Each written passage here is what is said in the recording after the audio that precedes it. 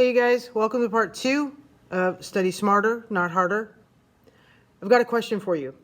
Have you ever studied your heart out and then when the test came around, you realized you retained next to nothing? And how long do you study? I have students come to me all the time saying, oh, I studied for 3 hours or I was up till 2 a.m. And my question to them is always, why? First, where to study. You need to have a dedicated study space. Sitting on your bed's not going to hack it. You need a chair to sit up on, a table on which to place your materials. This could be a desk in your room or in your mom's den, a kitchen table. It should have good lighting. You should be comfortable. Ideally, though, it should be a place that won't be used by anyone else at that time for anything other than studying. In other words, there should be few to no distractions. When you use your dedicated study space, it should be equipped with what you need: pens, pencils, an outlet in which to plug in your light and your laptop, not your phone. That stays behind. Notice there's no phone over there. Rulers, highlighters, erasers, whatever else you need to be easily accessible. A place to put your water bottle or a cup of tea wouldn't be a bad idea either. Whatever is at your workstation needs to be organized. Some people say music on, some say music off. I think it's a personal choice.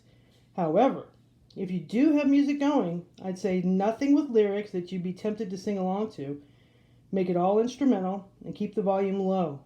Some other people say listening to Beethoven makes you smarter, so do with that what you will. So now we're going to talk about when to study. Some people say as soon as you get home from school. The sooner you knock it out, the sooner you're done. Or other people say, go change your clothes, relax, recharge, play on your phone, have a snack. Just don't take too long. Either one of these is fine, whichever one works for you. The point is, though, is to create a routine that doesn't take too long so that you don't have to study till 2 a.m. or have to study 3 hours straight. Now, of course, if you are someone who has an after-school activity, this might be a little difficult to manage, especially as a routine. But it really is important to try. It really is important to hit it as many days as you possibly can, not only to set aside time for studying, but also to set aside time for yourself. In order for this to be efficient and productive, you should set a daily study schedule. Yes, I said daily. Cramming for 3 hours just is not at all worth it, and you don't retain anything when you could get better results by studying a little bit every day. So let's take a look at a Monday, just an example Monday, to see what that might look like. So you get home from school, you change your clothes, you get a snack, you watch TikTok for a little while, you relax, you finally look at the clock and it's 4 o'clock. So you go up to your dedicated study space, you pull out your agenda, and you see that you're going to have a vocabulary quiz on Friday. Yes, it is Monday, but today would be a great day to set up some flashcards. The flashcards take 20 minutes, so once completed and returned to their correct folder in your binder, you bring down your now empty drink cup that you brought up before. You bring it down to the kitchen, you take a moment to ask your dad how his day was, let him tell you a dad joke, and then you head up back to your dedicated study space. It's now 4:30. Back in your dedicated study space, you see that in your agenda, you have some reading to do for science. You need to finish a chapter for tomorrow. So you grab your book and you do the reading. You also write down some questions that maybe you didn't understand so that you can ask the teacher tomorrow. It's not going to take that long. And the reading now only took 20 minutes. It's only 4:50. You take a minute to get up, you stretch, you go downstairs, see what your little brother, sister, dog, hamster is doing, and you go to the bathroom and you return to your dedicated study space.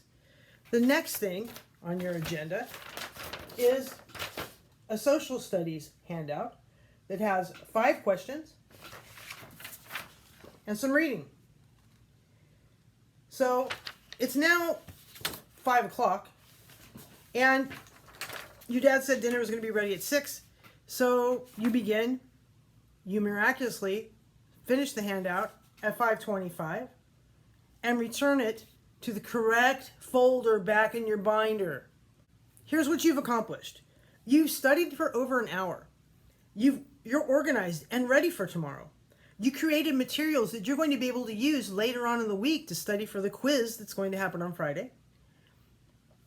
You have time to shoot hoops, go talk to your dad, crochet a throw blanket, whatever it is that you do in your free time before even you have dinner. You've also just completed what's called the Pomodoro study method. And this technique for studying is when you take 20 or 30 minutes at a time, and then you get up and have a break for 5 to 10 minutes. Studying for 3 hours straight, you retain nothing. 20 to 30 minutes is about the max our brains can take, and then you get a break. You get a bathroom break, a drink break, even you get to chat with somebody for a few minutes, and then you come back, you refocus, and you continue on. This is a much more effective method to study, and it will help you retain things much better. It's also very organized. You study smarter, not harder, and you're managing your time. Some people like to set a timer when they do the Pomodoro technique, so they won't go over that 20 to 30 minute limit. And you can too, if that's something that works for you. And there's also a ton of YouTube channels that have kind of ambient music set up for those amounts of time, with those amounts of time for breaks. So that's something you can look into as well. Give it a try. Again, always ask your teachers and your counselors if you have any questions or need any helpful hints. We're here to help you. Have a great day. Talk to you later.